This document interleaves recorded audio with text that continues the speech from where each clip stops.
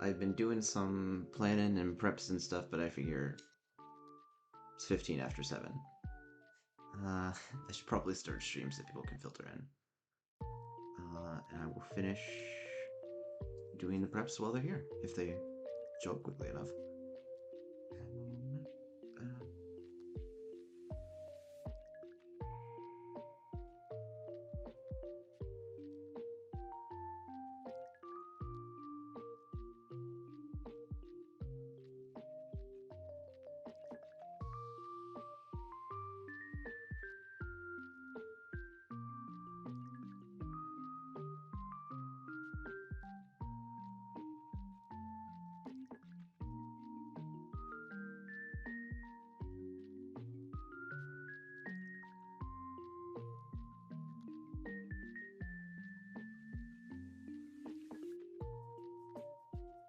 what I should probably do, if it's not over too late, is talk about my stream schedule.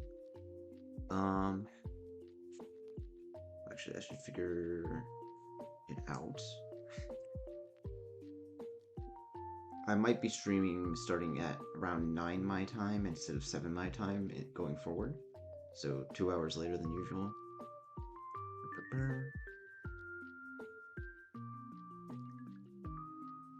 Let's see.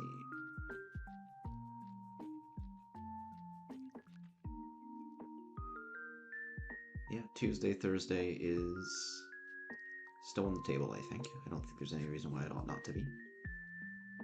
Um, there's a non-zero chance that I miss a stream one of these days. But I'll do my best.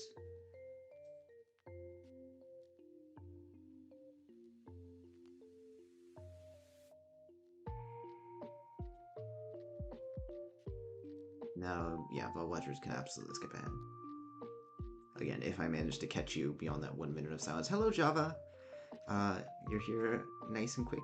I'm still getting the word out. Um,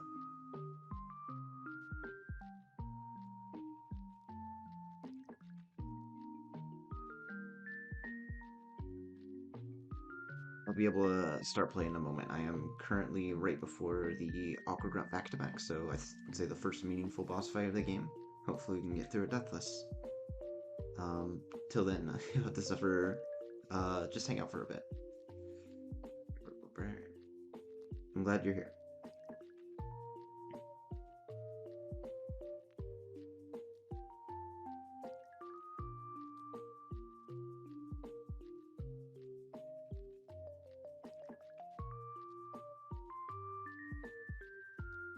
Music down. Okay. The question is, does music need to be turned down, or was I just slouching and not leaning into the microphone enough? How's this, Java?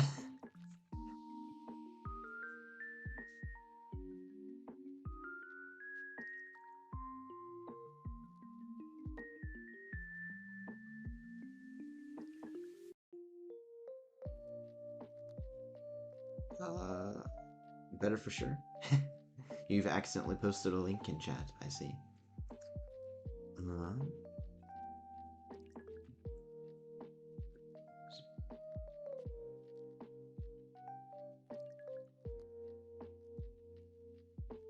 Ta-da!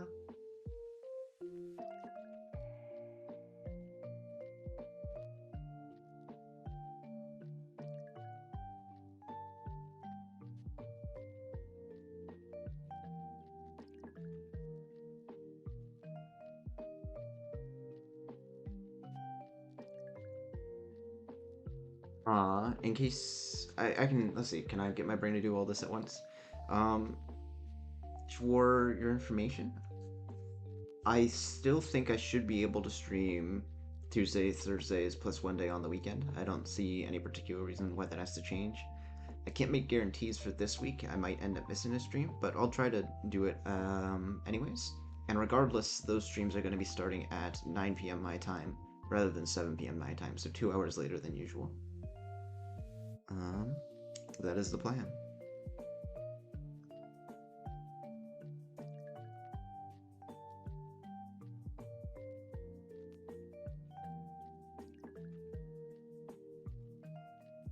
Yikes. Yikes for 9 p.m. stream time. I finished getting the word out. I just need to get chat open properly, and then I will get started in just a moment.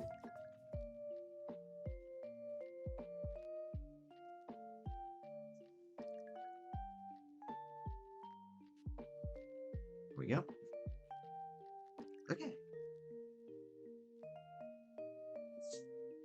Um, yeah, the situation is just been teaching some moves, getting my guys all prepared. I have to actually plan the fight now.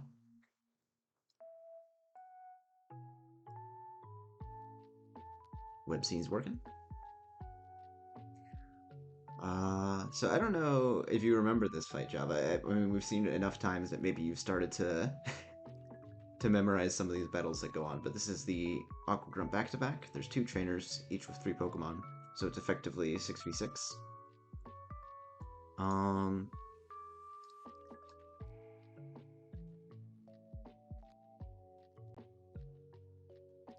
Murkrow is usually pretty easy to deal with, but I also don't know if I necessarily have a good Murkrow counter.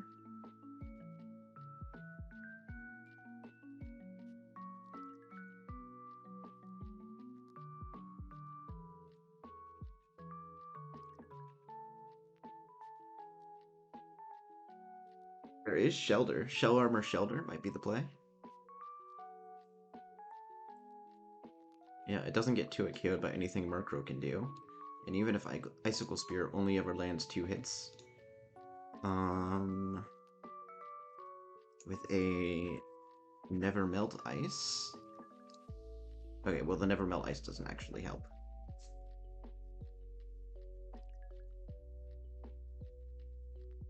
We take maximum 15 damage and we cannot be crit because of our Shell Armor ability. So 15, 30, 45. With an Oranberry, Shelter can take any 2 hits from Murkrow. And always knocks it out with 3 Icicle Spears. Usually 2, but sometimes 3. Yeah, and we'll be able to take 3 hits, so Shelter can work there. Anybody else can take on the Murkrow. I should do a quick export so I can get my hidden powers in here.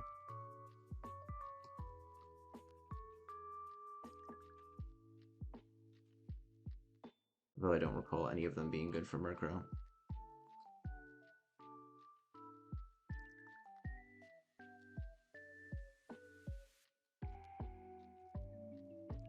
Yeah, a lot of options that are worse than Shelter. What do you know?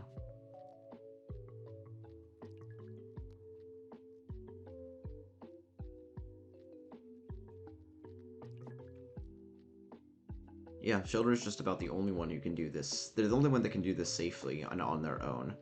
I do have a couple options to do it riskily, but I don't think I have to concern myself with those sorts of plans for now. Oranberry Shelter Lead should do it.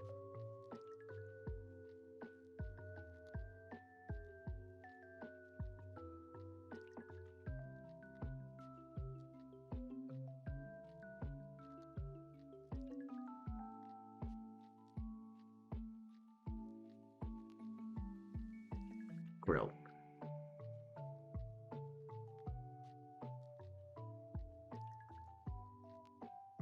Definitely a tricky one.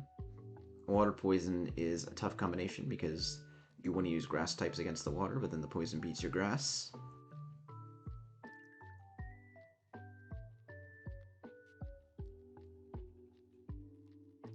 In fact, its only weaknesses are, I believe, Electric, Psychic, and Ground. Both of my Pokemon that are capable of using the Psychic move are weak to water. Oh, Remoraid could also do it. Yeah, Remoraid does decent work here. Shellos does decent work here. I'm not super enthused, because this thing is going to be regenerating every turn between Protect and its held Black Sledge. So recovering some HP each turn. Hello, Nuke Master. Welcome to the stream. Wow.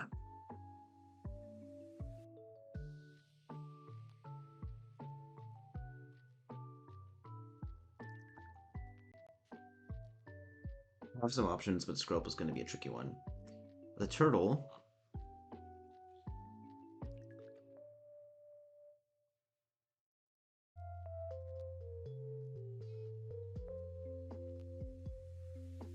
Turtle is very scary because it can always use Ancient Power, or usually can use Ancient Power, and if it does, Ancient Power has a 10% chance to boost all its stats and make it an enormous problem and probably kill me. The only realistic ways to not bait Ancient Power are either to resist Rock or be weak to Water. And being weak to Water is pretty unacceptable here. I mean, Baltoy just dies to a crit.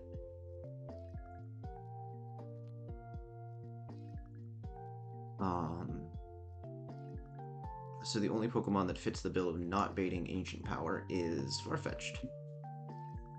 And how does Farfetch'd do here? Not amazing. We're getting pretty seriously outdamaged. We do lower its defense every turn if we click Rock Smash. But we're still 3-hit KOing at the end of the day. And it can do more than 3-hit KOS. So I think we're basically in a situation where we have to whip out a Grass type.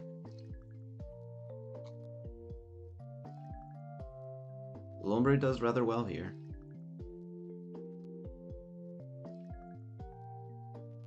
As does Grotle. Yeah, 2 good Grass types are going to be nice here because a second Grass type would be quite useful to beat the Frillish at near the end of the fight. Grotle matches up fantastically into that. I think Lombre and Grotle are both coming to this fight.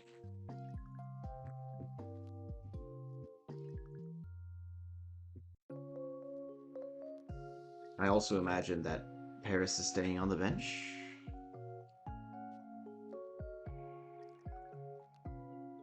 I mean, not the worst performance from Paris.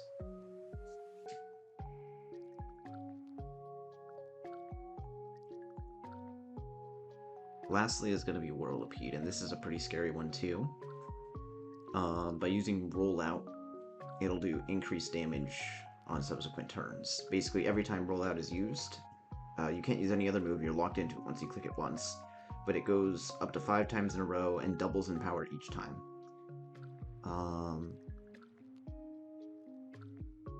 Surfetch does look pretty good here. I keep calling him Surfetch, that's his evolution. 2-hit KO from Pluck.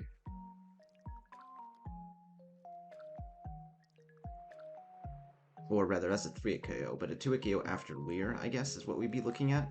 So we only have to hit it twice and only activate its Rocky Helmet twice. Rocky Helmet, that's 1/6, yeah. Is our health divisible by 6? It is, so we will be taking a full 8 damage from that Rocky Helmet. If we hit it twice, that means we're dealing 16 damage to ourselves just for hitting it. We switch in on, let's say, a max roll Venoshock. Have an Oranberry heal up. And then we need to use 3 turns to kill it, so it has the opportunity to use roll out 3 times. Roll out 1. Roll out 2. We do tank the rollout well. Roll out 3. Okay. And the good news for Farfetch'd is that it tanks the rollout very well. That said, I think if we switch in on a Venoshock and we need 3 hits to kill it, we're... No, Java, you didn't miss anything at all. I'm planning out this fight, basically. I hope you enjoy your ice cream. Nuke Master's here, though. You might have missed that.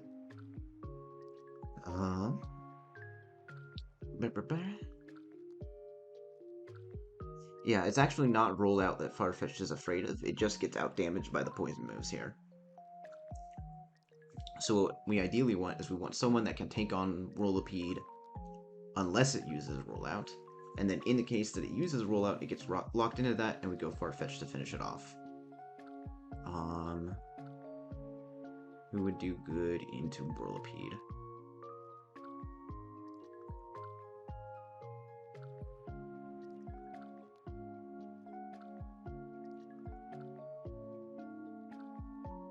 Ideally someone who resists bug. Vanilla, yummy.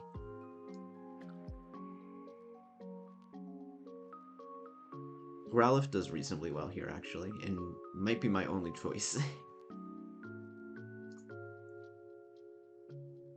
Litleo does better than Growlithe, but it doesn't have the Intimidate working in its favor.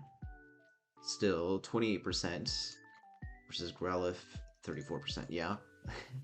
Litleo is taking less damage than Growlithe does here, even factoring in Growlithe's Intimidate. How does Litleo compare to Growlithe stat-wise? 50, 73...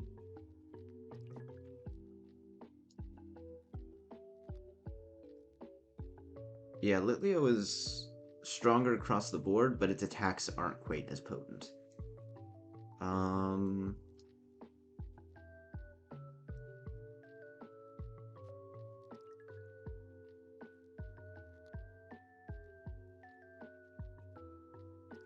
Staravia as well, but it honestly doesn't perform quite as well as Litleo.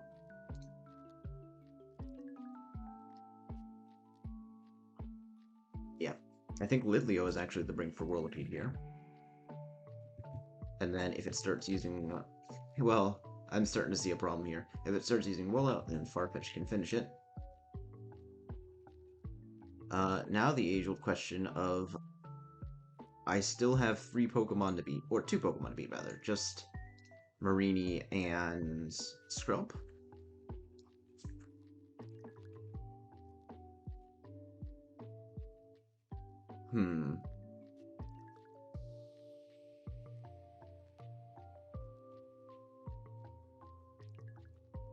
There's a lot of variance here. Between their ability to poison me, their ability to heal up.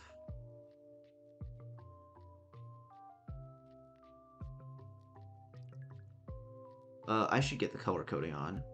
Let's see.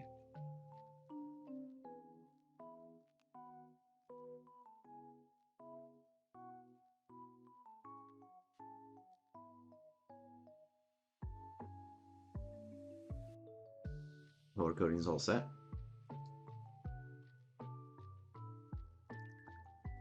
Shellos does wall this. And not a lot else does. My one concern is that Shellos won't output enough damage to overcome the healing. But realistically, Remoraid gets 2-hit KO'd by Acid into Acid crit. Shellos at least has the staying power to get some damage off.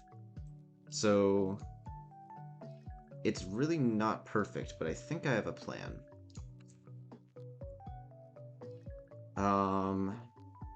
These 6 Pokemon can definitely beat 5 of the opposing Pokemon.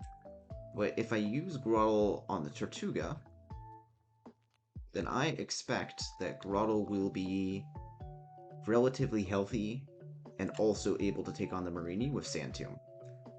That means Shellos only has to worry about Scrump, and then Lombre can take on the Frillish. Yeah.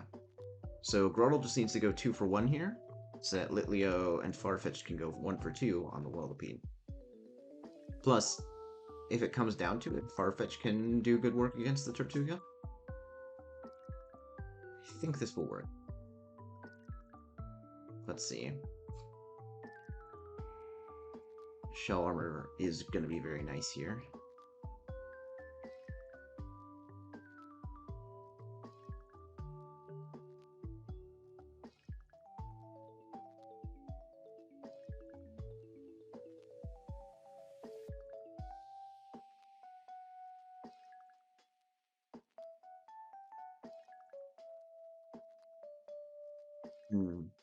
I'm not liking my plan so much.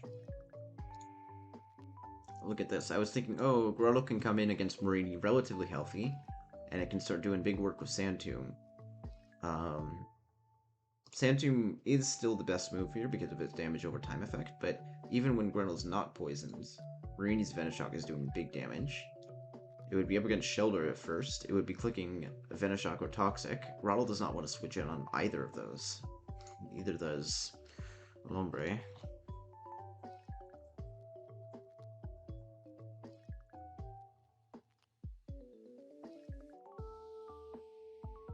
Unironically, Litleo could contribute here, but it can't afford to get Toxicked. And it can't afford to take too much damage because it needs to... yeah, I'm stretching it too thin.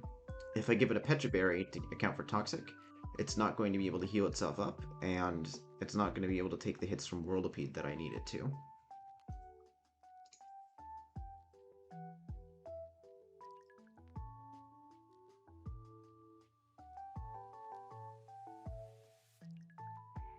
I think part of the problem is that my team is just too weak to poison in general.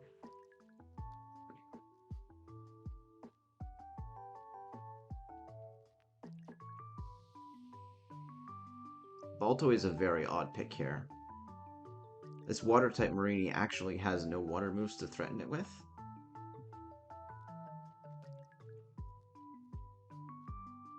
So Pechaberry Baltoy would beat this Marini, I'm pretty sure. Bringing it instead of Shellos, then I would need some other means of taking on the Skrelp. Can Grottle really handle that on its own? Lumbre has HP ground, but being weak to acid is just rough here.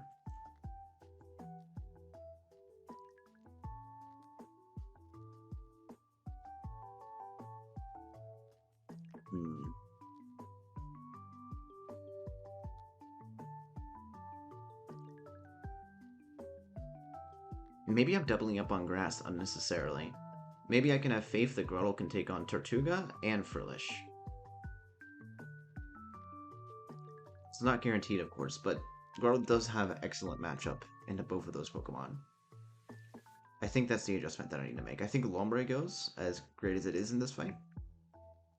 I already have Grottle doing all the things I need Lombre to do. What I need is more support to take on the poison types, and that means, strangely enough, Baltoy.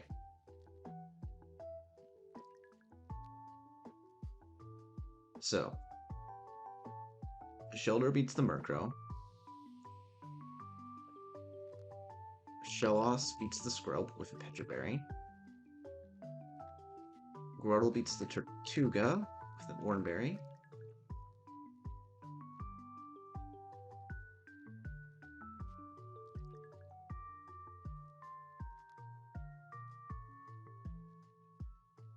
Farfetch is only here in case of rollout, which is quite likely. Baltoy is going to be Pecha to help it deal with Marini, which just leaves the decision of Litleo. Do I give this a Pecha so that it can't be poisoned by Poison Tail on the switch-in? I don't think so. I don't think this is ever Poison Tail on the switch-in, because Whirlipede will probably come out against Grottle and it will want to use Pin Missile. So I'm going to make this an Oranberry. I don't think that Leo will receive poisoning in this fight. And with that, I'm ready for it.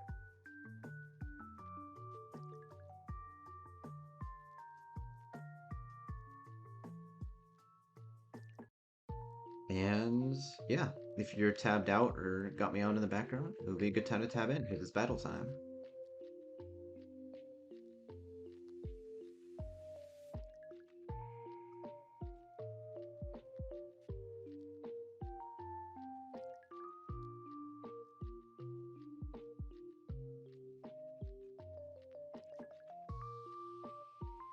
Alright, first up, Icicle Spear Gaming.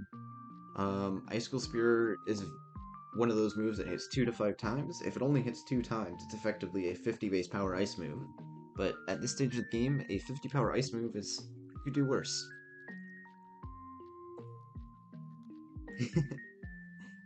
Glad to have you cheering for me, Java. Okay. We only got 2 hits there, but not only is it almost guaranteed to use Nightshade, which can never crit anyway, even if it decided to use Wing Attack, we can't be crit due to our Shell Armor ability. And despite appearances, this Murkrow cannot KO us in 3 hits, so even if we only get a 2-hit Icicle Spear again, we still beat this. Yum Yum Berry. I would appreciate enough hits to kill it, Shelter. Thank you, Shelter. 1 down, 5 to go. Out comes the Skrelp. Shelter is certainly not seeing any more use this battle. It's not switching in again. Is it dead to Skrelp? Yeah. Sadly, Acid outright kills Shelter. So we go hard to Ooh, can I be greedy, actually? No, I don't think so. If I pivoted through Baltoy... Oh, can I be greedy? Because I can go hard Shellos here on the poison move and probably do okay. But with so much uncertainty anyways, would it be maybe better if I pivoted through... Who would I be pivoting through? Through Baltoy. Have Baltoy tank the poison move.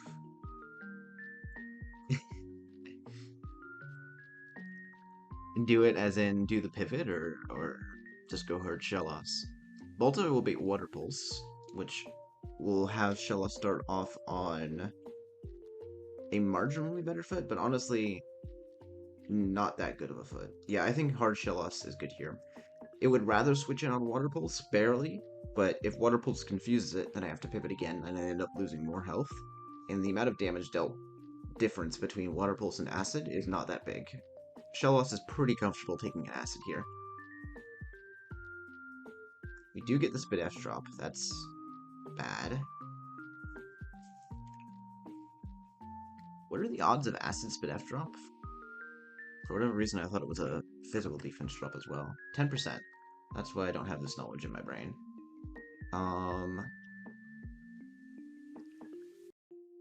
It is for sure Acid or Toxic now. I do think I have to do the pivot now, because switching out will remove the special defense drop from Shellos. Okay. Now this is guaranteed Water Pulse, which Boltaway has to switch out of. So back to Shellos with full special defense. Oh, Toxic. That was a possible result as well. But that's still a free-ish turn for me, because I've got a berry for that. Now we start Mudshotting.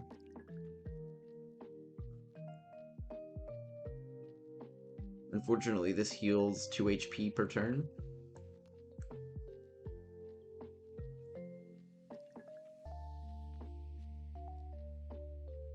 Right. I think we're in the area where Shellos is risking crit now, but I don't think I have a ton I can do about that. Baltoy is faster and does 43% minimum. Oh, it's close. I do think I have to stay in. Baltoy can almost one-shot from here, but I don't think after the recovery it can.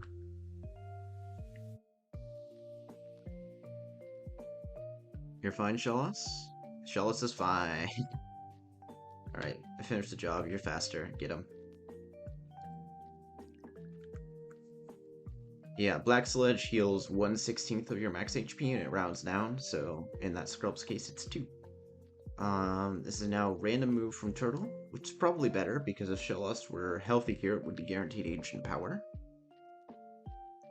Hopefully we see a water move as we go into Grottle. Nice. And now this is going to be using ancient power, so we simply need to kill it as quickly as we can.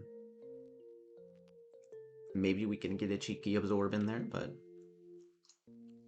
no big deal if we don't. It's going to take very little damage from this first attack because Rindoberry protects it from a grass move once. And the Mud Shot to slow us down rather than ancient power. I appreciate your game. Without the berry, Razor Leaf is doing 62 to 81 to this. I think we need to take the chance to high roll and kill it.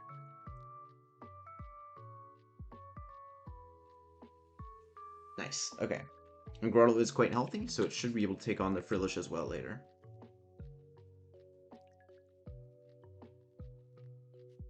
Grunt number 2. I believe Shelter is not having a good time against Venoshock.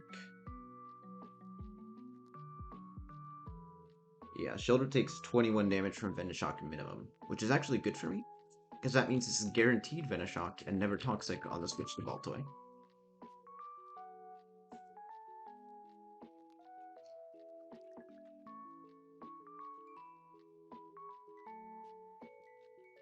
We have Pecha Berry here.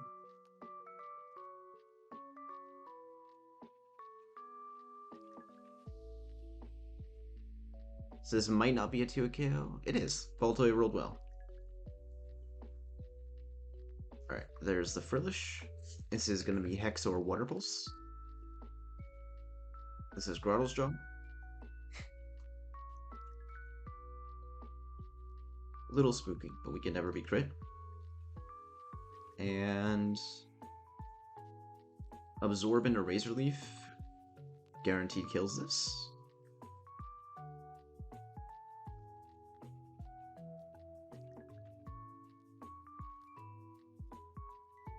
I wanted to absorb first, because if I use Razor Leaf first, then I might have knocked it very low, and then not gotten as much health back with Absorb. Also, I feel like my voice isn't 100% right now for some reason. Alright, Borlapine. I'm hoping for Guaranteed Pin Missile here. Let's see. Venoshock does up to 26. There are no overlapping rolls of Pin Missile. This should be... I think this is Guaranteed Pin Missile. I don't think there's even any chance of rollout here, which is good, because Litleo switches in on that.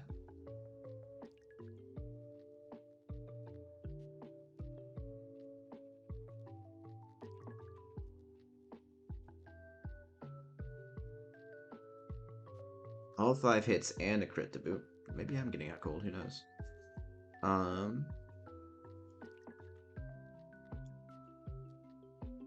Yeah, we just mash the Incinerate button here till either we win or it uses rollout, in which case Farfetch will clean up. There is the rollout. The first rollout is weak. Let's see, can Litleo take a rollout 2? Because it doubles in power each time it's used. Rollout 2 against Litleo does up to 30 damage. So we just win. We just win by clicking Incinerate. Good job, Litleo.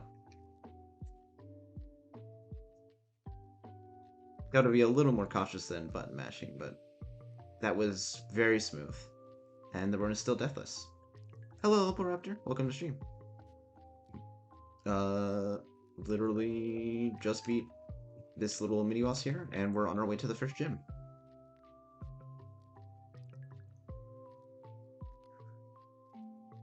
Also, while I have people here, so my streaming schedule is going to change a little bit. I think I should be able to do the same days as like Tuesday, Thursday, and then one day on the weekends. Although I can't guarantee that I'll be streaming on Tuesday and Thursday this week. I'll do my best though. And when that happens, it will be starting at 9 p.m. my time rather than 7 p.m. my time. So stream will be starting 2 hours later than it historically has. Hopefully that's okay with y'all, but there's just been some changes to my schedule I've had to plan around. But okay. Before we go back to Dewford, we do have to make a pit stop and beat up Camper Gabby for a rare candy. And we also have to level up, so first things first. Razor Shell, Superpower.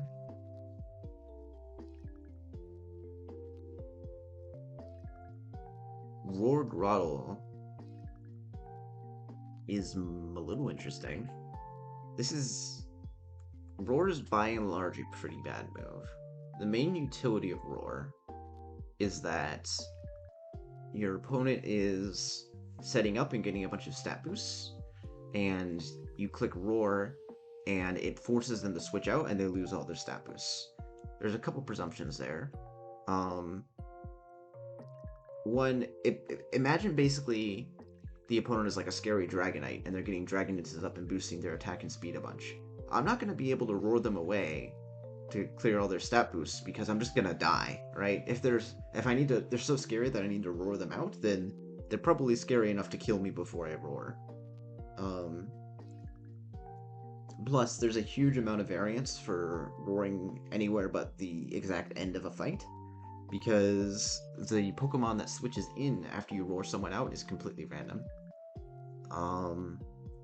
If there's any Pokemon that could pull it off, Grottle might be one of them, because it's got solid defenses and shell armor, so it can't be crit. So maybe somewhere it could switch in on some boosted threat, take 2 hits from it, roar it out, but I don't think it's likely. I think this is just a bad move.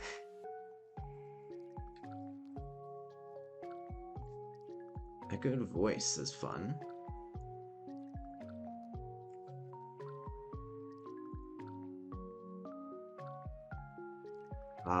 Echo Voice is like a better version of Rollout. Sure, it's normal type, so it's never super effective, but the biggest difference is that when you start using it, you're not locked in. You can change up moves or switch out if you need to, so it's much better in a player's hands. And yeah, it does the same thing that Rollout does. I believe it just doubles in damage every turn. So if you can engineer a situation where Litleo is sitting on the field unperturbed, then Echoed Voice can be very powerful indeed. As for what to get rid of,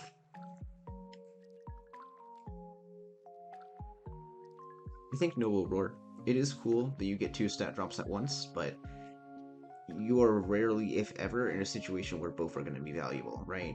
Especially with enemy Pokemon that have optimized natures, they're basically all going to be leaning into either physical attack or special attack. So this is really just Growl or Confide. And that's not very good because you can just get crit and they can ignore the stat drops.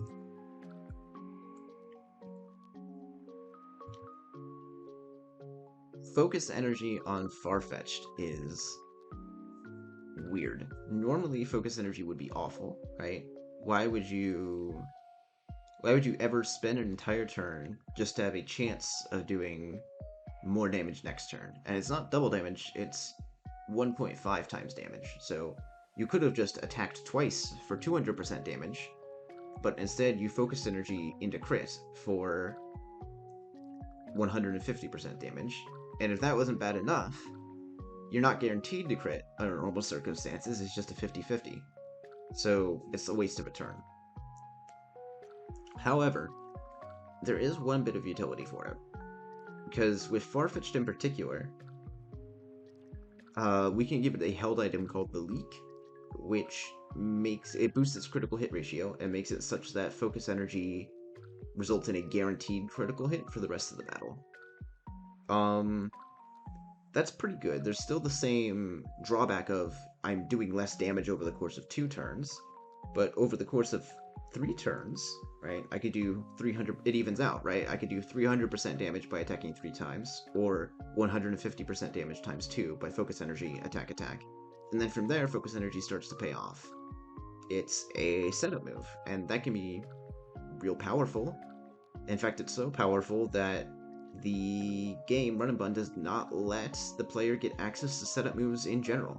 There are a couple of rare exceptions, and this is one. Because it's so trash that it's one of the very few instances of setup the player is allowed to have. You have to sacrifice an item slot, you have to spend a turn, you can't stack it. But theoretically, there could be some situation where if Farfetch'd is maybe really fast and I feel like I'm already starting to talk myself out of it. This thing has 55 base speed, and by the time it evolves to get 65 speed, it's not going to be enough. Yeah. It would be cool if this was useful. I don't think it is.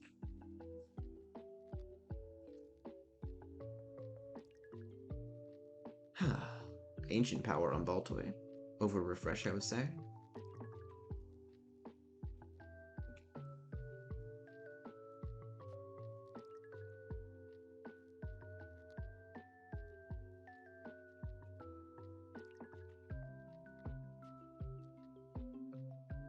So, I don't know if any of y'all remember any of these fights, really. You're not expected to. But, I mean, we've been here a lot, so maybe you start remembering things. Camper Gavi is next. They've got a somewhat scary team of 5 Pokemon, but they're not actually scary because they're very low level. They're designed so that you can face them before the Aqua Grunts I just fought. So you can face them with a party of level 17 guys, and then it's a really hard fight. Your reward is you get a rare candy to help you break the level cap. But 99 times out of 100, I think it's better to fight the Aqua Grunts first, get an increased level cap, and then go back for Camper Gavi. So we'll have a relatively easy time with it. And we'll get a rare candy as a reward. Can't remember. Don't worry, Java. That's fine. That's part of why I asked this, so that I know that I'm not being useless by going back over stuff, right? I don't want to be talking about the upcoming fights, and you're like, yeah, yeah, I remember Camper Gabby. This is the eighth time you've shown Camper Gabby to the class.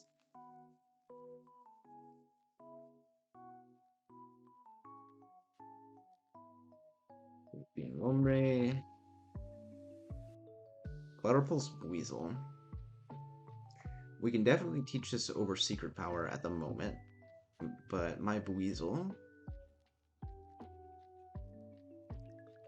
My Weasel has terrible IVs in both physical and special attack, so it doesn't really specialize in one or the other. Um, over Growl, why not? Fake Out over Secret Power. We can relearn Secret Power later if we need it.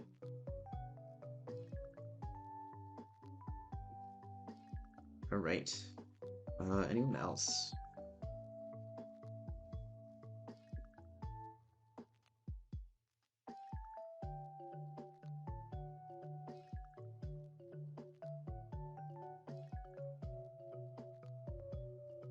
Headbutt over Secret Power, I guess.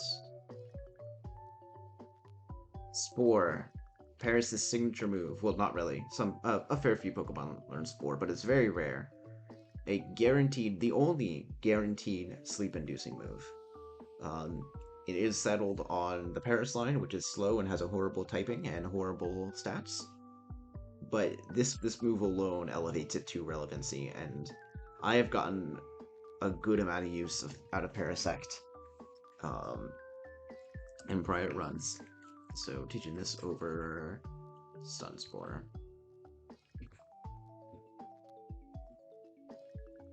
Now it is time to plan.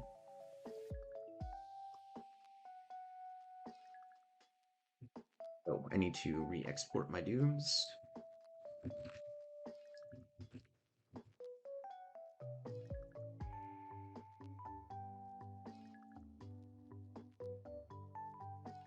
Lots of fantastic options out the gate.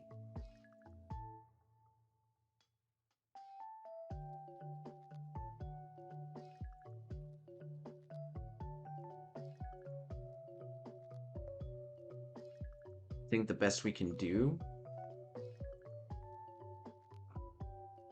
is secure a slow 2-hit KO with Grottle. I'm fine with that. We can absorb to get some of our HP back after the Super Fang, and then kill with Razor Leaf. We'll take heavy damage, but c'est la vie. Grottle's not in any danger of death, and I don't think it'll be needed elsewhere in the fight.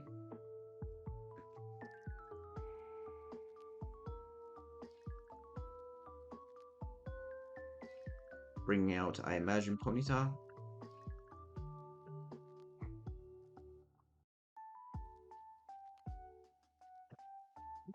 And Shelter just dunks on Ponyta completely. It has no... Let me look at this. Shelter has 100 physical defense and 25 base special defense. So you can think of it as every single special move ever used on Shelter is super effective, and every single physical move, regardless of type, or before typing, I should say, is not very effective. That's the effect we're seeing here.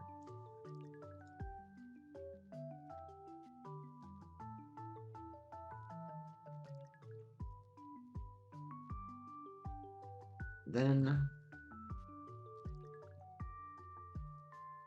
imagine Eel comes out for fast kill with Shockwave or Mega Drain.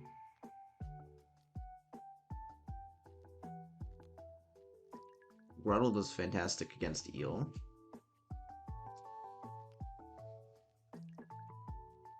Paris honestly does good. 25 max. It's a bit silly, but I think Paris is the play here. We can put it to sleep with Spore, and we can eat its Bug Bite. We can eat its berry with our Bug Bite. Steal it and eat it ourselves for healing.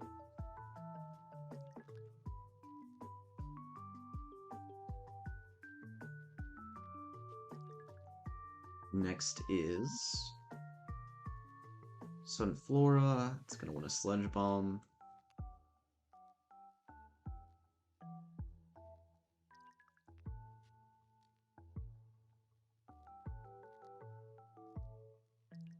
Now, a lot of my guys take a lot of damage from Sludge Bomb with that.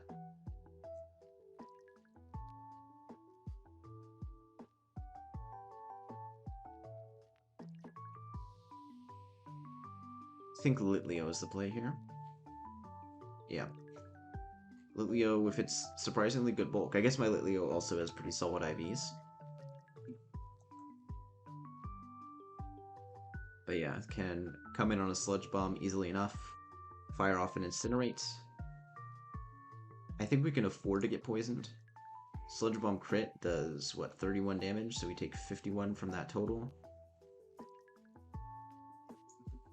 2 turns of Poison Chip versus Litleo. That would be, what, 62 or 8? Okay, 2 turns of Poison Chip would kill Litleo. So we are dead to the second Sludge Bomb critting, plus the first Sludge Bomb poisoning us, which I guess is not insignificant. What we can actually do as a result is we can just bring 2 Pokemon for Sunflora. Litleo can start us off. It can get 1 Incinerate off safely, because we can give it a Pecha Berry.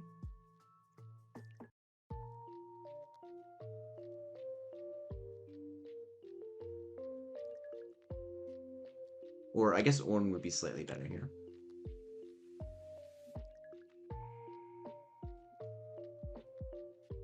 And then if Litleo ends up being put to sleep or something before it can finish the job.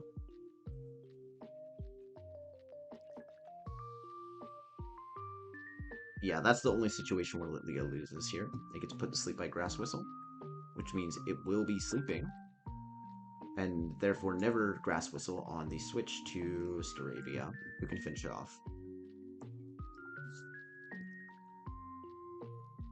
Last up is Dustox. I think Growlithe probably handles this.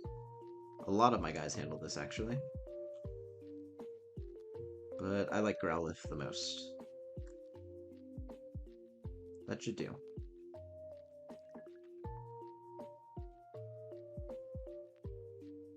So, Pecha for Growlithe to help it against Dustox. Pecha for Paris so that it can shake off a Toxic from Electric. Orn for Shelter and more Staravia. And we're not going to give Groudle a berry, because it's going to be up against the opposing Bibarel, and that Bibarel has Pluck, which is another one of those berry stealing moves. So, if I can't have a berry, you can't either. Let's do it.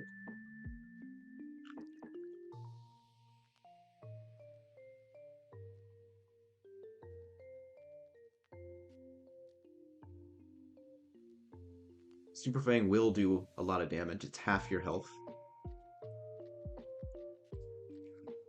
But Razor Leaf kills from here.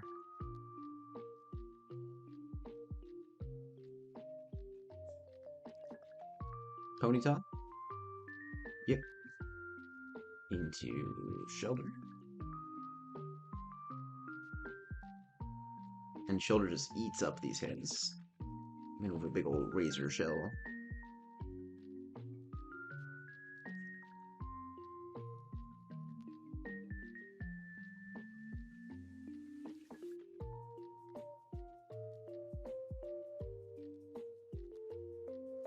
I'm guessing this is Eel.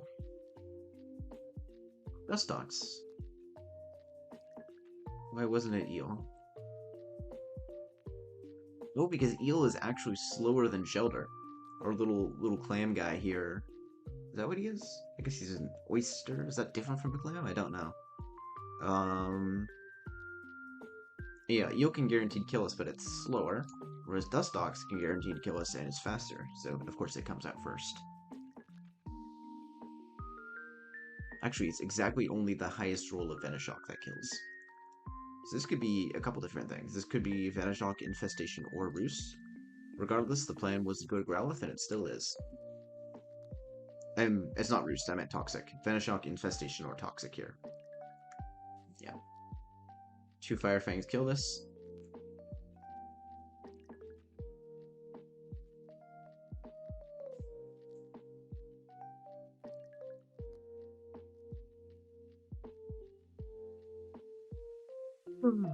We have a berry for that.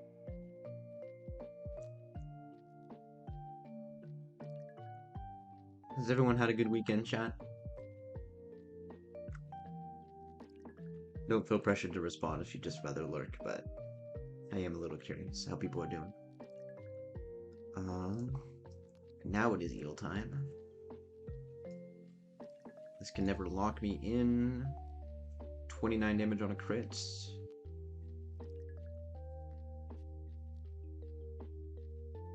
I think the optimal player is to hit this with Hidden Power Psychic. It is snowing, yeah. Well, spoilers that we... Yeah.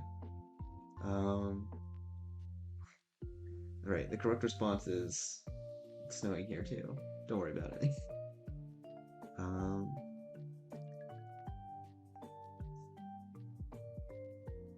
Now we go to Paris. We get some Paris action.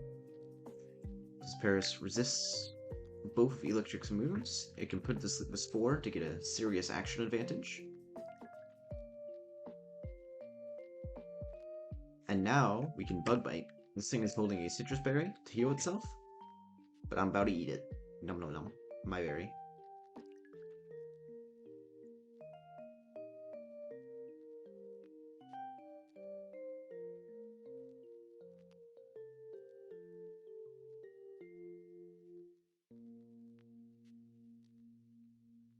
Sunflora, I'm assuming? Well, yeah, it's the last Pokemon. It has to be Sunflora. Sludge Bomb crit will kill us. We do have to switch here. But Litleo is surprisingly good at tanking it.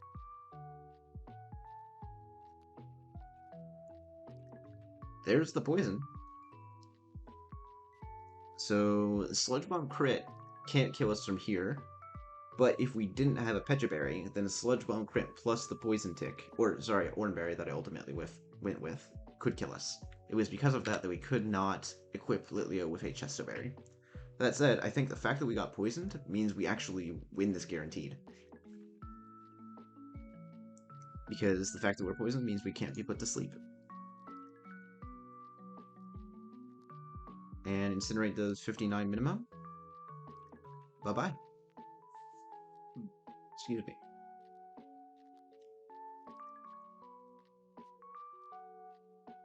Huh. Alright, time for a new encounter and a rare candy. I think it's high time we stopped using Paris to catch Pokemon. They could effect Spore Poison themselves and become harder to catch that way.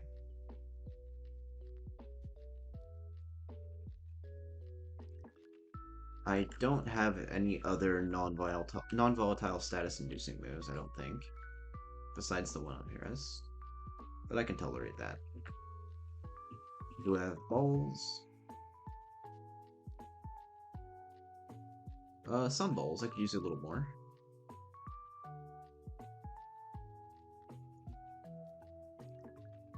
Oh, I have no money.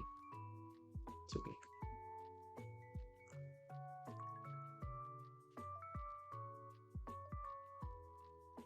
Alright, rare candy. And in case anyone needs a refresher, there's hard level caps in this game. So level cap right now is 21. I get everybody to 21 for free, and then they gain no experience, right? I have to beat the next boss before I can go beyond 21. But with the rare candy I just picked up, this limited use item, I only have 1 right now. It does what it says. It can raise the level of a Pokemon by 1, and that includes a Pokemon at the level cap. So I can have 1 Pokemon in the first gym battle that's at level 22 instead of level 21. And that matters. Because some Pokemon evolve at level 22. Like Surskit. So that's why those things are so valuable. Let's see what we get.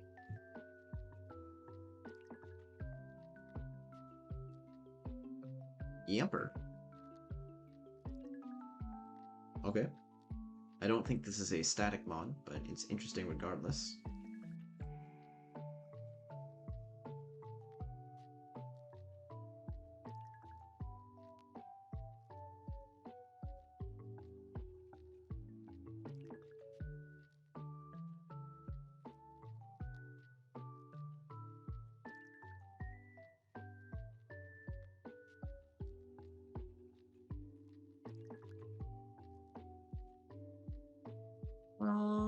After this, we're gonna go grab the encounter from Granite Cave.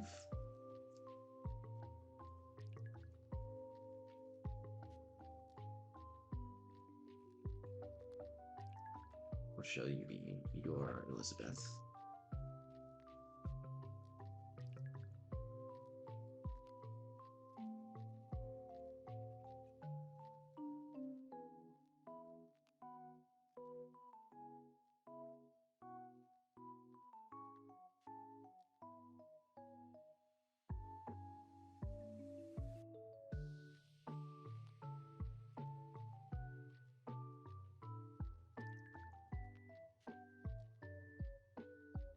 Yeah, ball fetch does nothing. Especially biased Yamper. I'm guessing that's both unusual and bad. But I mean, both could be worse.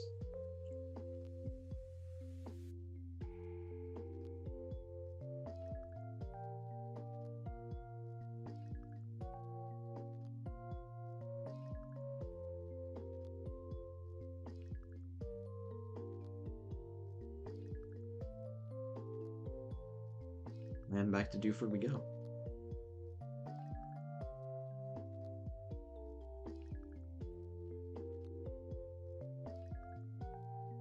We actually have some interesting decisions to make. It might be good practice to plan out the gym leader fight now. It's not something I've historically done. I usually just plan for the fight right in front of me. But suppose I decide that to beat Brawly, I want a Masquerain on my team, so I would use my Rare Candy on Surskit. If I commit that resource right before the fight, then that's what I get out of it. I get a Masquerain for the gym fight. But if I already know ahead of time that I'm going to use Masquerain on the gym fight, I can just evolve Surskit now, and that'll trivialize a lot of the gym trainers. And some of them are no slouches, you know? In terms of my composition for Brawly, the biggest standout that I'm seeing is that I have no normal type resist right now. So Lopunny's Retaliates are going to hit like a truck. I could spend my Rare Candy on Choodle to evolve with Dreadnought. It would gain a secondary rock typing, and therefore be able to resist Lopunny. But that means I can't use Masquerain. So I think I want to... Yeah, well, it's a question of who I make stronger, right, Java?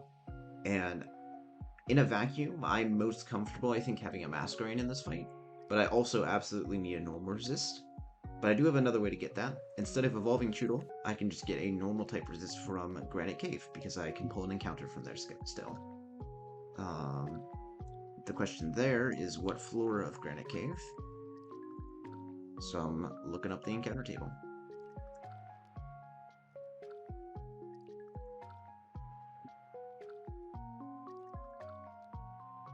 Let's see, Pokemon locations. In fact, I can tab over.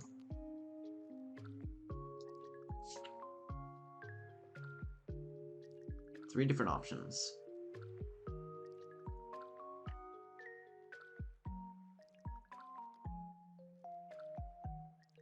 Plenty of normal resists on the first floor, but also a 35% chance of getting a ground type.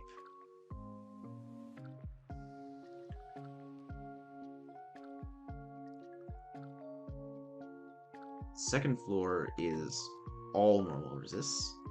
Amara is kind of a fake one because of its poor physical bulk. Yeah, I think based on what I need, because floor 3 there's a bunch of pure ice types that also don't resist normal. I think I need to pull from the first basement floor of Granite Cave.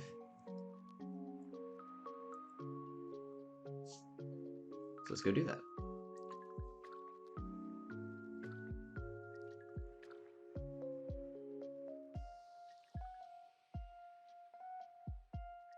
So not this floor, but this floor.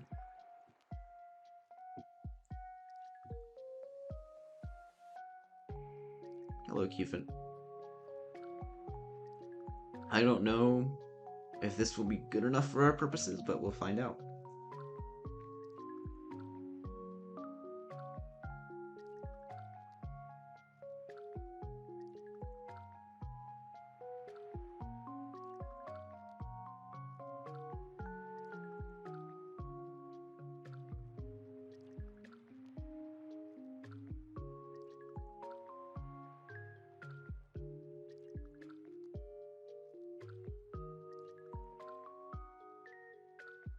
And I'm feeling torn. I'm of two minds. One, I should just prepare for the gym fight now, do all my planning, all that stuff that I said, and decide where to invest my candy.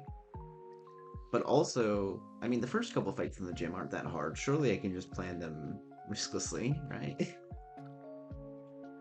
Then I can defer that commitment, which sounds appealing.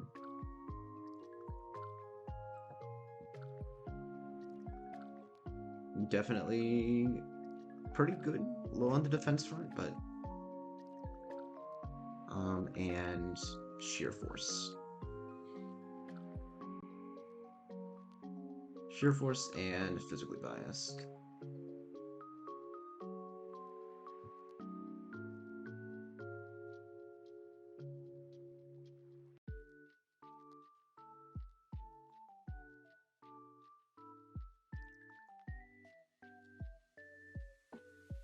We should actually go teach this thing secret power for good practice because that's a stronger move than stomp.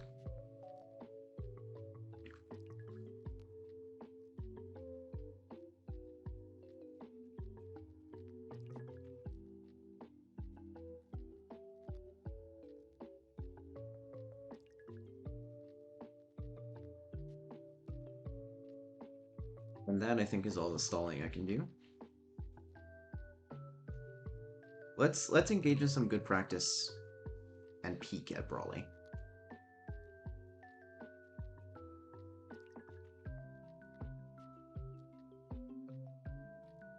So get my export going.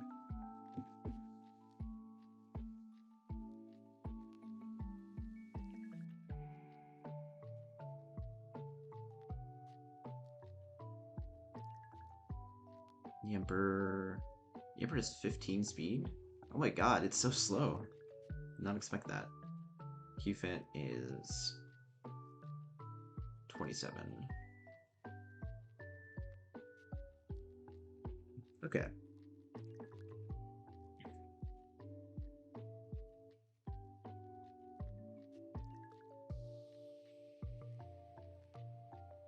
This is the Brawly fight. And I have some problems.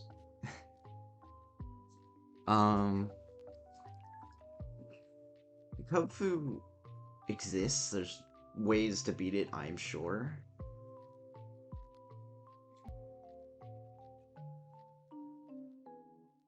Probably not a good sign if my first instinct for, oh, this might beat this Mon is Paris. Well, a couple things are wrong, Java.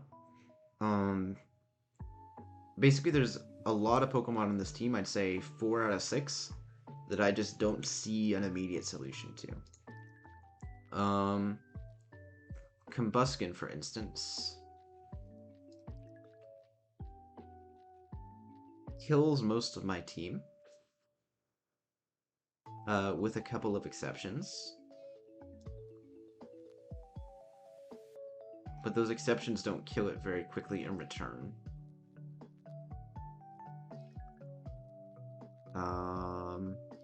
Lopunny's another one. When it first comes out, Retaliate will have 140 power, so the only Pokemon that can take a hit from this are Shelter, Grottle, and Cufant. Of course, that is why I went and caught a Cufant. And then I suppose it'd be something like go Farfetch'd on the Drain Punch. Yeah. To summarize as best I can, I think Hitmontop will outmuscle and overpower any one Pokemon on my team, and it will limit my ability to switch out with Pursuit. Lopunny will hit me like a truck, and I only have a couple ways of surviving that, and those Pokemon that can survive it don't do a lot of damage back. Combuskin can get out of control really quickly, and I don't have a way to kill it quickly before it gets out of control. And I haven't thought about Scraggy yet, but I feel like Scraggy's also going to be a problem. So there's a lot wrong here. But you know, that's kind of okay. That's kind of what we have the candy for, right?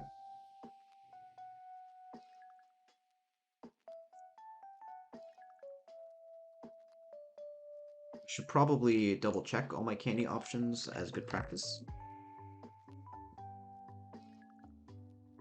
Just see what people get at level 22, if anything.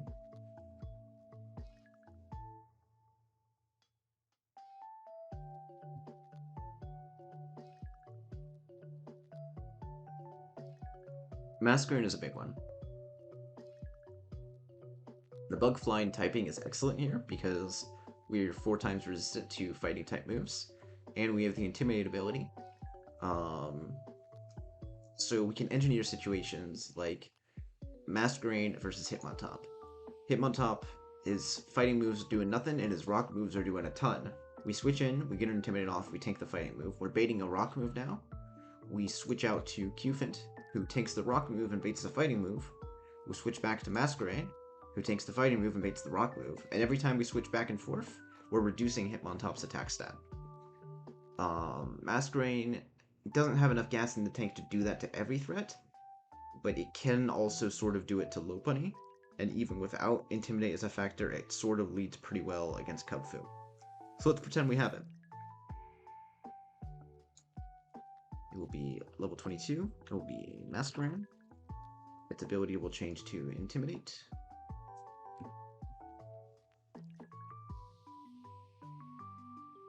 And it will learn Gust and Scary Face.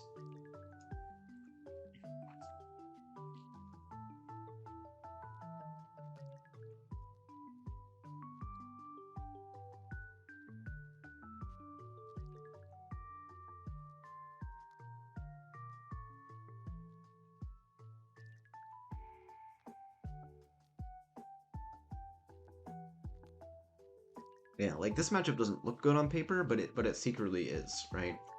Because we can take minimal damage from Mach Punch repeatedly, and eventually get this thing to -6 attack with our Intimidate ability. At which point somebody like Grottle can come in and absolutely wipe the floor with the Hitmontop. The biggest problem with Masquerain is that in addition to figuring out the rest of the fight, we have to bring Qfint pretty much to switch into Lopunny. But Masquerain plus Qfint plus Grottle beats Lopunny, I think. I'm asking a lot of Grottle here. Maybe I can afford to bring Lombre as well. Essentially, I think Masquerain, Qfint, and Grottle working in tandem can potentially do a lot of work on this site.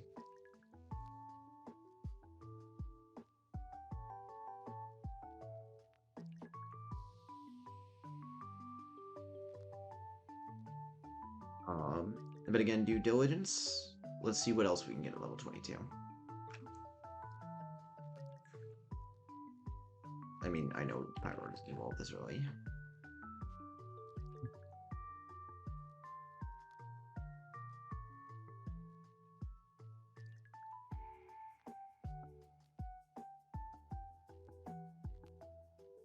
Nothing.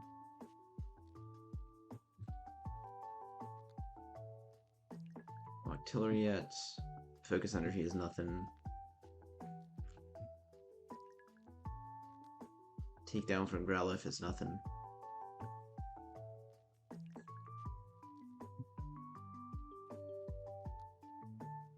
Rapid Spin from Baltoy is not nothing, but it's useless on this fight in particular.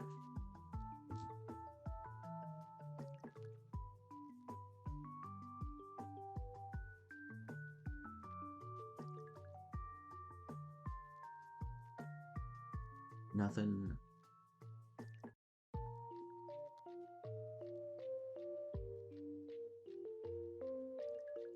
And here is our next option.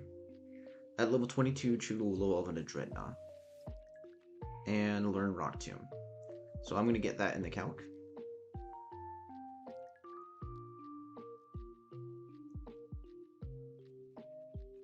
Just so we can have some standard for what using Dreadnought in this fight might do for us. Let's see.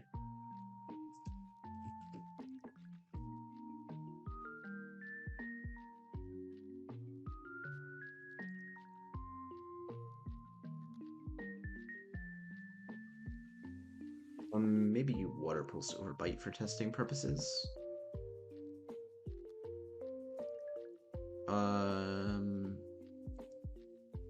Yeah, because Water Pulse is super effective on Combustion at the very least.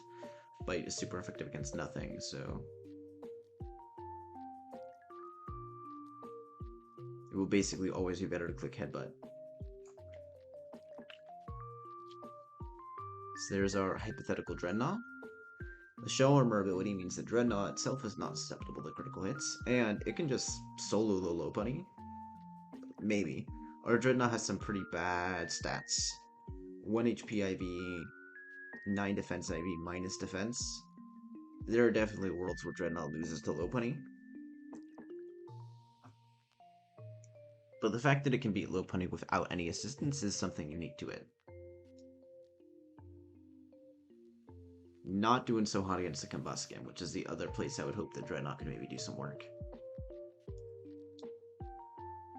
Yeah, I am not enthused by the prospects of Dreadnought here.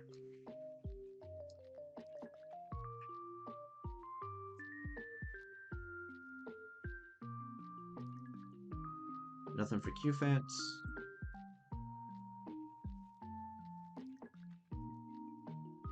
Nothing for Shellos.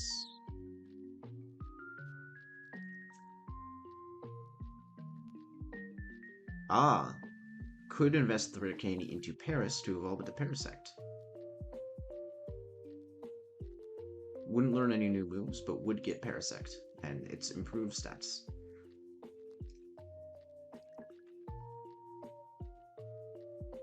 And finally... Ah, another one. The Emperor also evolves at level 22, so we could also get an evolution of investing a candy in it. Strongjaw guaranteed.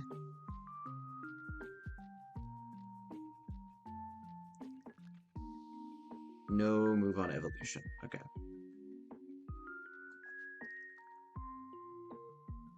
So you would be Boltons. 22 with Strongjaw and Bite.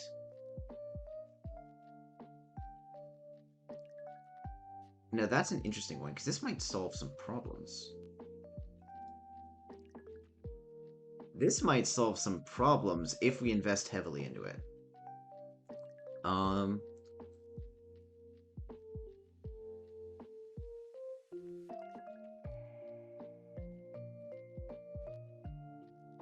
Oops.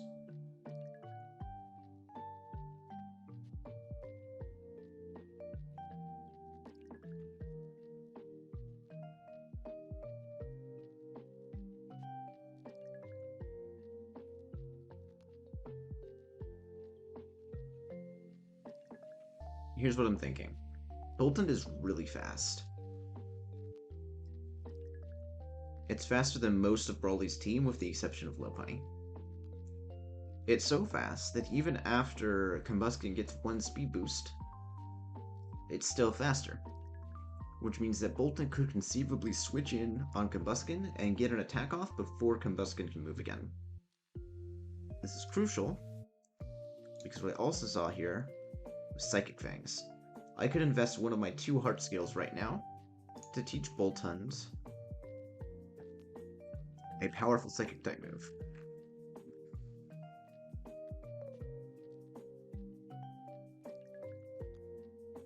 A Psychic type move that has a 75% chance to one-shot the Combuskin. I was hoping for guarantee, because Bolton certainly doesn't take 2 hits from Combuskin. Same issue against Cubfu. The scales exist. And it's really good in the Hitmontop too.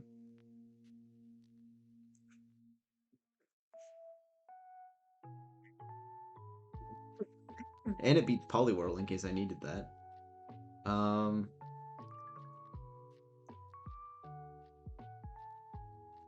Yeah. I mean, this is really interesting because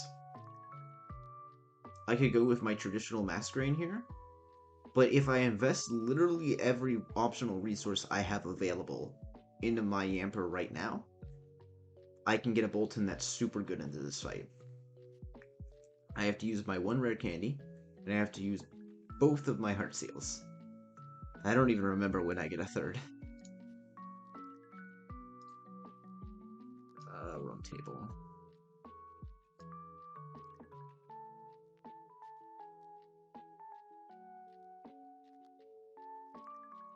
Mauville.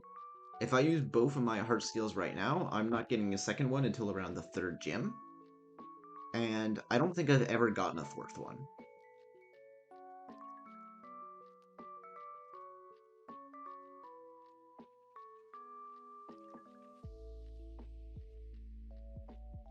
Like, I'd be using most of my resources available for the part of the game I'm in for this fight specifically. That may be too much. But then again, unlike with rare candies, which are one and done, hard scale investment will go with me going forward. If I invest hard scales into Boltund, then I will always have a Psychic Fang's max attack Boltund, which is good. It's going to be coming in handy throughout the game. So it's not just going to pay off on this fight in particular.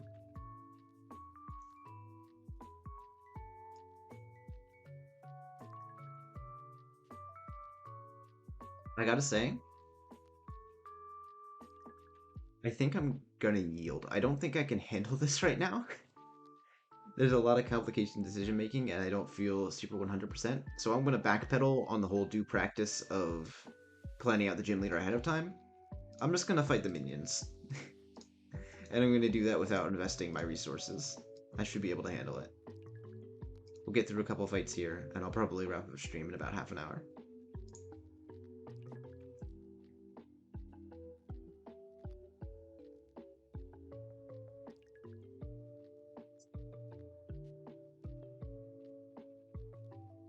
Plenty of walls, but no one-shots, so I like Staravia fast 2 at KOing.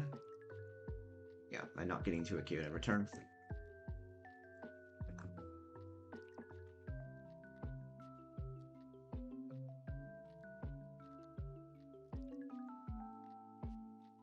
Cherry Berry to account for paralysis from Body Slam and Force Palm. Stuffle could come out if it sees kill. Mankey basically never comes out here. It's always going to be Stuffle. For Body Slam, Force Palm, or Bulk Up.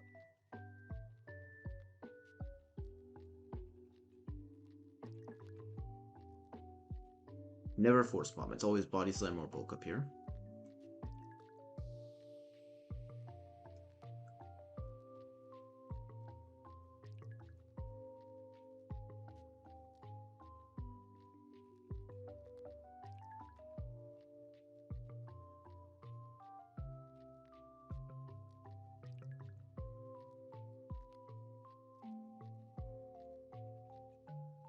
Bulk Up would be pretty bad on account of its boosted defenses, and we've actually found a situation already where Roar on Groddle might come in handy.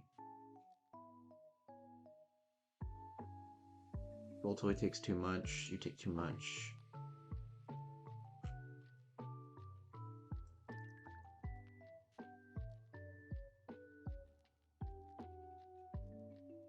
Farfetch takes too much damage in a vacuum, but it has a solution in the form of Pluck. That said, Bulk Up doesn't protect me from Body Slam crit, but I can stay in for 1 turn. So Farfetch can do a little bit of work here, but it can't handle it on its own.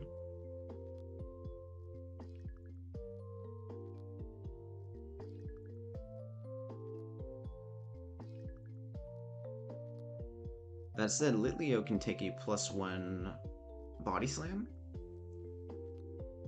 So, what's the flowchart here look like? I go Farfetched. If it attacks, that's fine. I get a powerful Pluck off. If it attacks twice, that's fine. I can then hard switch to Litleo on the following turn and it's over. If it attacks once and then bulks up on the second turn to boost its stats, I still get a just as powerful Pluck off and Litleo can take the boosted hit. If it bulks up on the first turn, Body Slam, same deal. If it bulks up twice, I think I'm in trouble.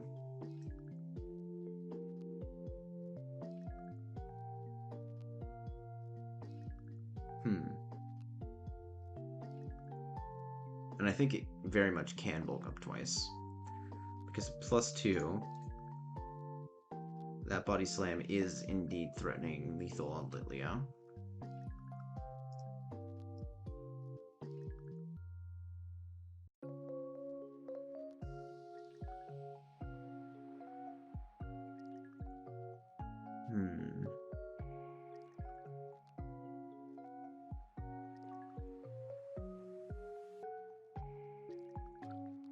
It just is too much. I'm like in a situation where I need to...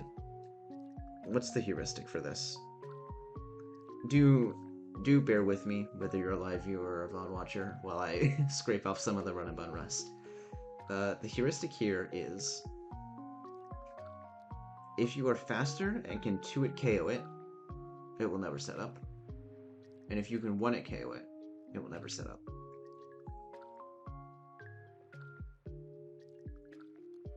So who has a 2-hit KO?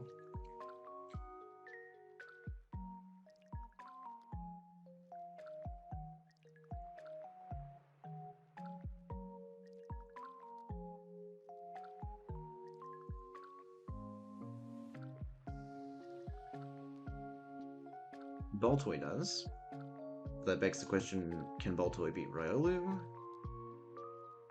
And the answer is no. Not safely. Growlithe can 2-hit KO. Can Growlithe beat Riolu? No. Remoraid can 2-hit KO. Remoraid cannot beat Riolu. Farfetch cannot 2-hit KO. Leo can.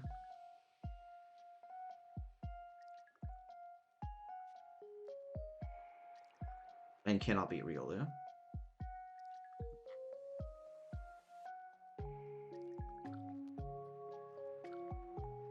Zaravia cannot do enough damage.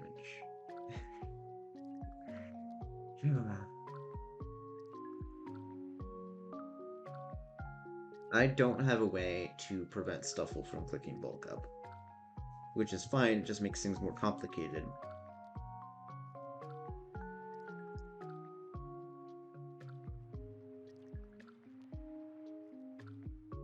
It would basically mean that I have to have someone I can hard switch in on Stuffle and show it fast 2-hit KO after it bulks up once, so physical attackers are just out of the question. No. No. No.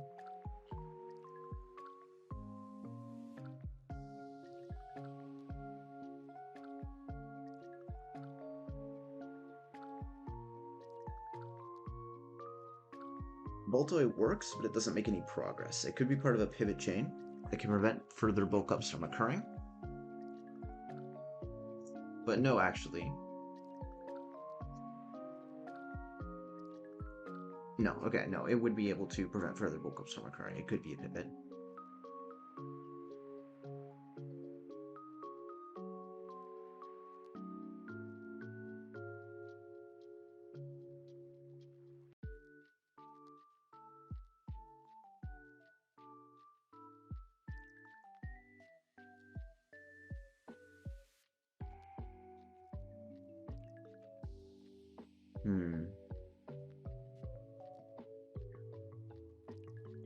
Growlithe can maybe work. Remoraid definitely can't.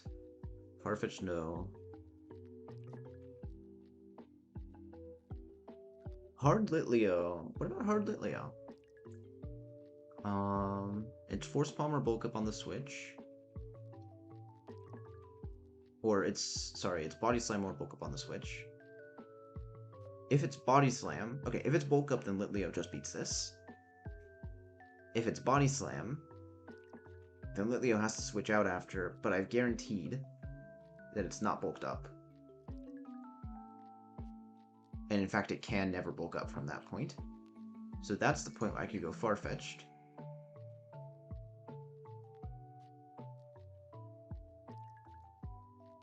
On guaranteed not a bulk up, and get my pluck off.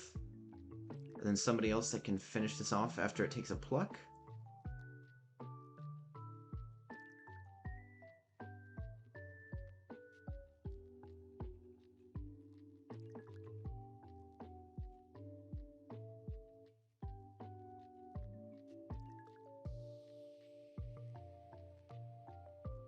Um, I'm not seeing anybody with that kind of power.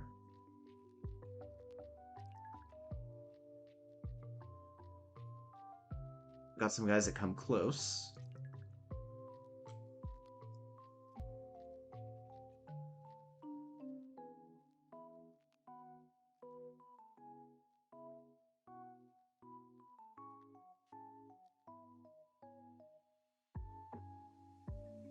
And if I ever put it in a situation, I mean, I have so many slots to beat this stuff on. Surely I can do this fight risklessly.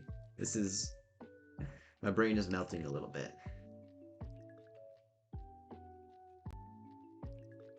Hard Leo, if it's bulk up I win, the rest of the fight is playing around if it bulks up that turn. If it bulks up that turn, Litleo has to switch out. I can't even go far-fetched, can I? Because if it bulks up on the... No, if it bulks up on the switch to Litleo. Yeah, okay. It's only if it attacks Litleo that we end up in this situation. A situation where I go far-fetched.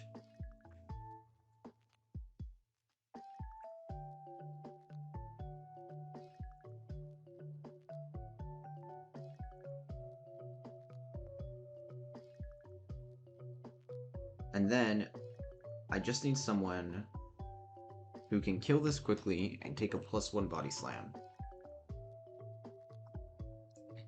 I already figured out that no such options exist.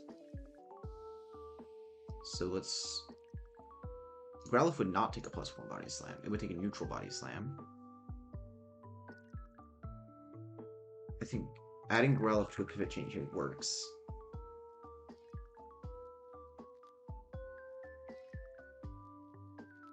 Can I use Litleo? Can I use somebody else in Litleo's role? Somebody who shows Stuffle fast to a KO and doesn't instantly die.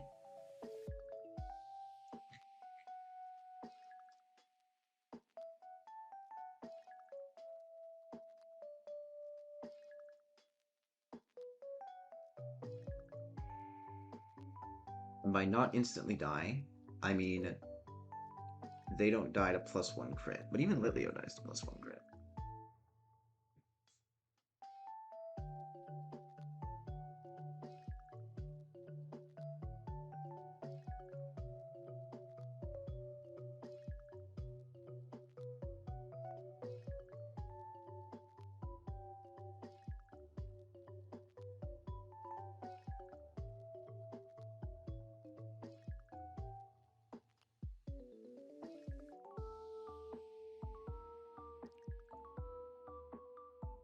Can Growlithe be my budget Litleo here?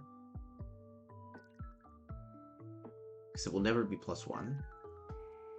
Best it can be is neutral crit after Intimidate.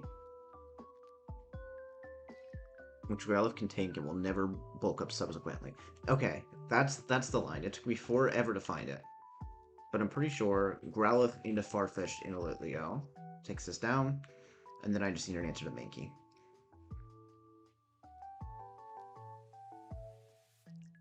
I don't know. Grottle, you do it.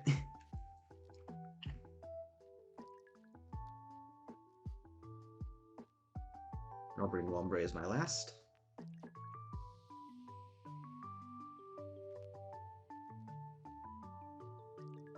Everybody needs a Cherry Berry, so that they don't get paralyzed by Force Palm or Body Slam.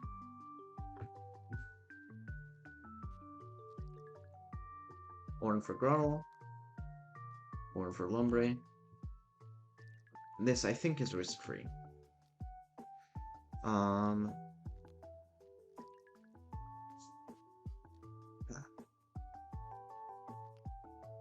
By the way, if anybody happens to be a new viewer to the channel and is a lurker, I do want to say I'm usually a bit better at the game than this. It's I guess it's just been a hot minute.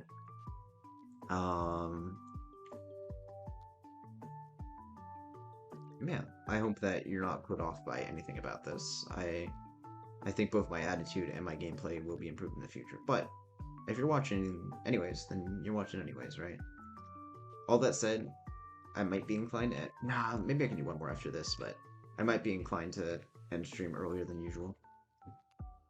I don't much care what you have to say.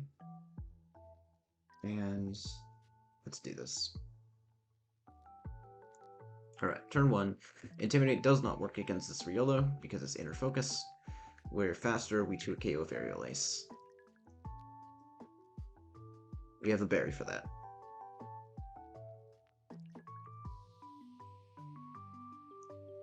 This brings in Stuffle. Stuffle knows that we cannot 2 KO it, so it may bulk up here. That is a source of a lot of problems. We go Growlithe. Intimidate lowers Stuffle's attack. There's a Body Slam? Okay. Which timeline are we living in? Body Slam crit can absolutely kill Growlithe from here. It is -1 attack, so even if it chooses to bulk up, the most it's doing is getting back to neutral attack. Farfetch'd can take 2 Body Slams. We go Farfetch'd here. We have a berry for that. And Stuffle also has a berry, a citrus berry. We're going to steal and eat that with Pluck.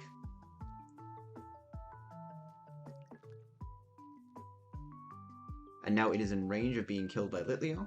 It decided to never bulk up. I'm comfortable with this. We go Litleo. We have a berry for that.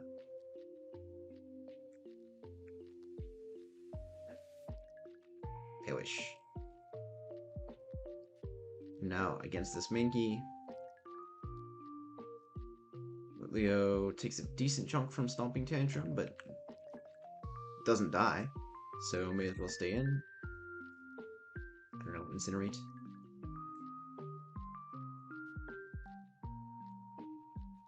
And now we go Grottle. We finish this thing off.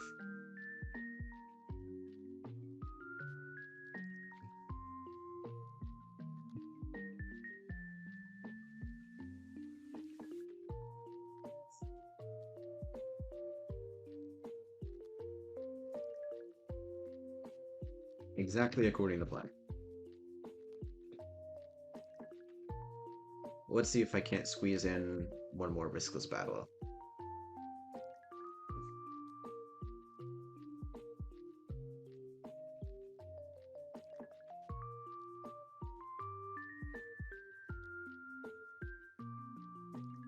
Alright.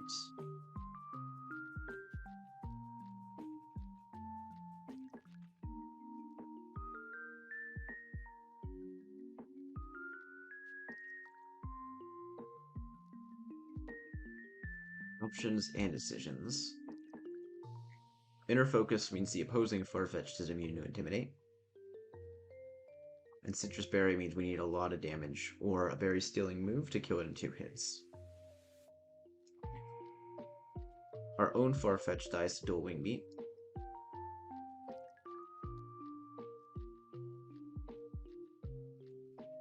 Litleo doesn't have the damage output.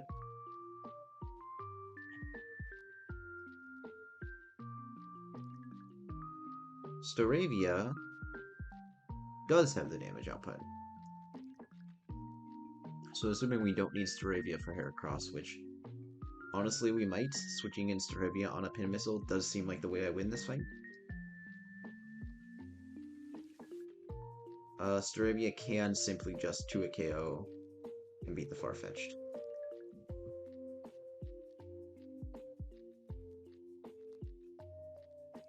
Which means what for me? Which means Heracross comes out and it wants to click Rock Smash. I can go Baltoy to bait a Pin Missile. Who actually can stand up to Heracross? Well, could Intimidate with Growlithe. There are overlapping rolls between Rock Smash and Pin Missile though, so that can only really happen once.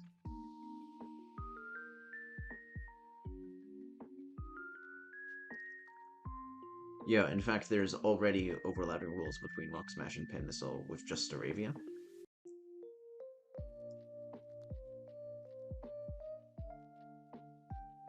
most of my guys cannot handle having it be Rock Smash on the Switch. Excuse me. Had a sneeze in me.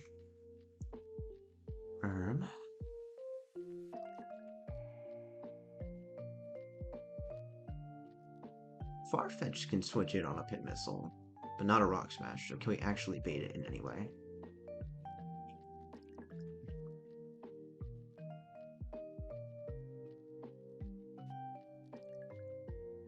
Not particularly.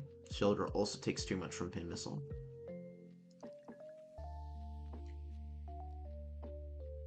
Yeah. Everyone's dying to one of those two moves. Thank you, Java.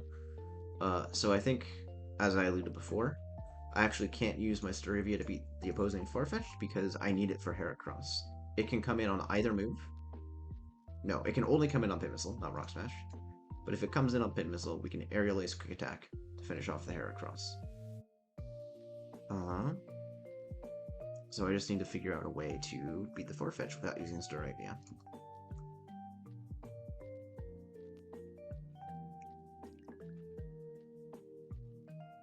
I don't think I have any way of stealing and eating the berry. I don't have any 2-hit KOs. Litleo can set us off on the right foot here, though, I think. We can't eat the berry, but we can incinerate it. And deal good damage in the process.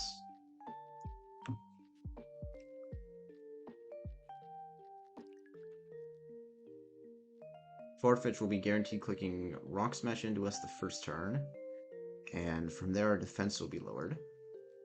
It's probably random between Rock Smash Dual Wing Beat then. Who comes in on that? Ideally, who finishes off the Farfetch from this range? I don't think anyone, right? I think... Oh no, Calc doesn't show. So...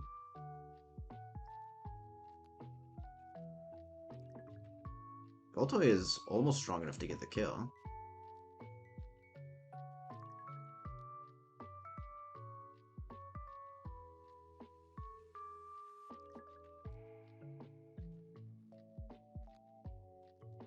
I don't think there's a world where our own Farfetch safely tanks a Dual Wing Beat. Fake Out might be the answer. Because with Weasel doesn't die to a single attack, it can Fake Out for... Oh, no, it can't. I cannot Fake Out for a bit of chip here because Inner Focus also renders the Pokemon that has it immune to flinching. So that Fake Out will not work.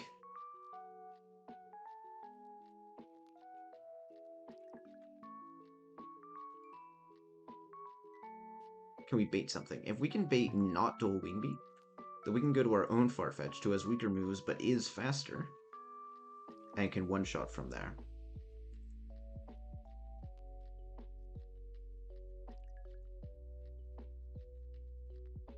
Who resists Dual Wing Beats? Yamper actually surprisingly defensive here, and it should never be Dual Wing Beat. So we can bring Yamper to bait any move besides Dual Wing Beat into our own Farfetch'd, and then outspeed and kill after the chip from Litleo. Staravia... Oh, Heracross comes out then. And can probably kill...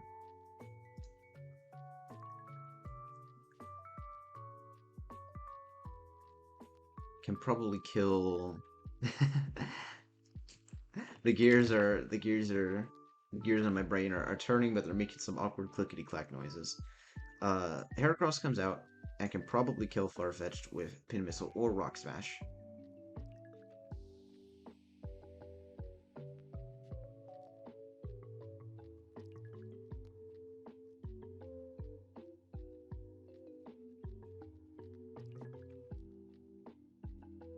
If we go Shelter, Shelter is immune to critical hits. The scary thing would be 5-hit Pin Missile.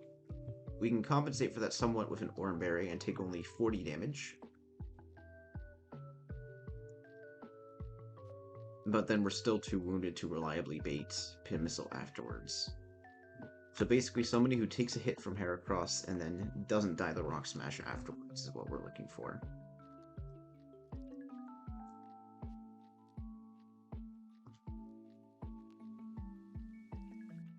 Qfant does not take a hit from Heracross. Growlithe does not take a hit from Heracross. Wait, maybe it does. Growlithe kind of takes a hit from Heracross. And we're already using up Litleo and Farfetch, so I think Growlithe is our only option. We can get an Intimidate off, which actually will be quite effective against Pin Missile.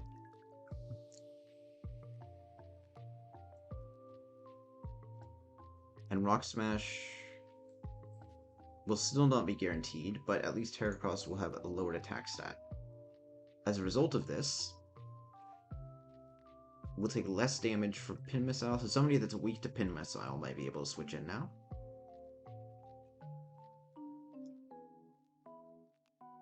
Somebody like Grotle, who's completely immune to critical hits, and then should always be Pin Missile afterwards in Staravia. That should work. That's the plan. Whew.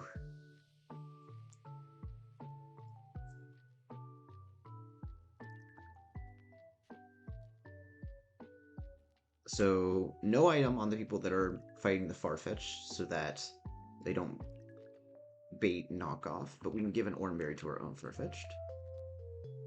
And then Oranberry for everyone else as well. Yeah, I know it's been a pretty short stream, but I think this will be the last fight of stream. I hope to see you guys on Tuesday. Again, no guarantees. But I feel like my mental is not all there, and if I keep going right now in a game with so much punishing, in a game that's so punishing and has so little room for error, I'm bound to make a mistake at this rate, and that could cost me dearly. I think I'd rather approach this when I'm at 100% and able to form sentences coherently, you know?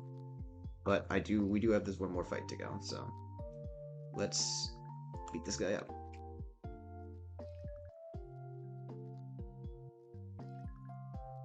Alright. The opposing Farfetch'd is holding a Citrus Berry.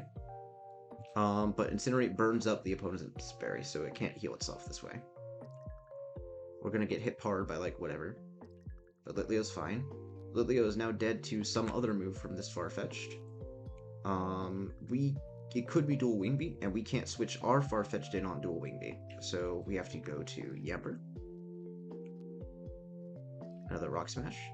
And now, since Yamper is an electric type, it resists dual Wing Beat, and with lower defenses, the opposing Farfetch'd can kill Yamper in a number of ways. It's mostly knockoff or Rock Smash here, but crucially, it is never dual Wing Beat. Which means we are safe to go to our own Farfetch'd, who is faster. Youch. And we kill this with Pluck. Bringing out Heracross, who can kill us with Pin Missile or Rock Smash. So the rest of the fight had to be planned around controlling what moves Heracross can use. We go Growlithe here. We Intimidate it, it's at -1 attack. There's a Rock Smash.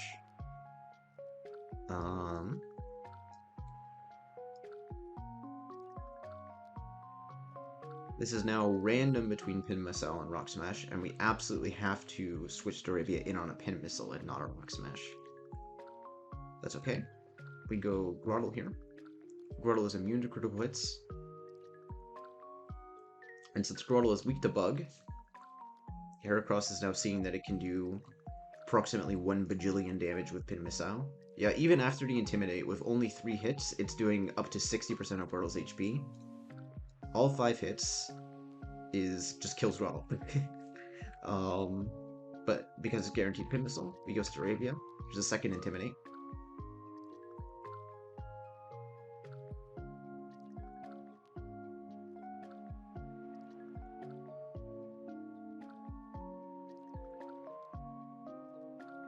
And Intimidate's really good against multi-hit moves, because you can never really count on attack drops when an attack hits you once, because it can always crit, and if it does, then it ignores any attack drops.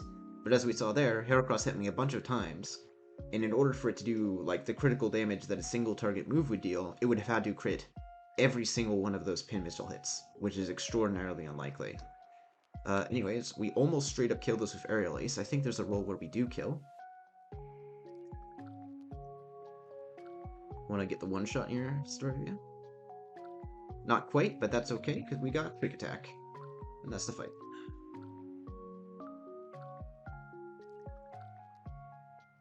Alright, yeah. Like I said, proceeding at this rate is likely to welcome disaster, and the run is still deathless. Like, by all accounts, it's going well. I'm sure there's some solution to Brawly, the upcoming first stream later. Maybe we'll have it figured out in between streams, maybe not. I will say, next time I stream Run and Bun, we will almost certainly be fighting Brawly. In fact, I will say we will certainly be fighting Brawly. I can definitely handle it. All that said, I'm gonna save here.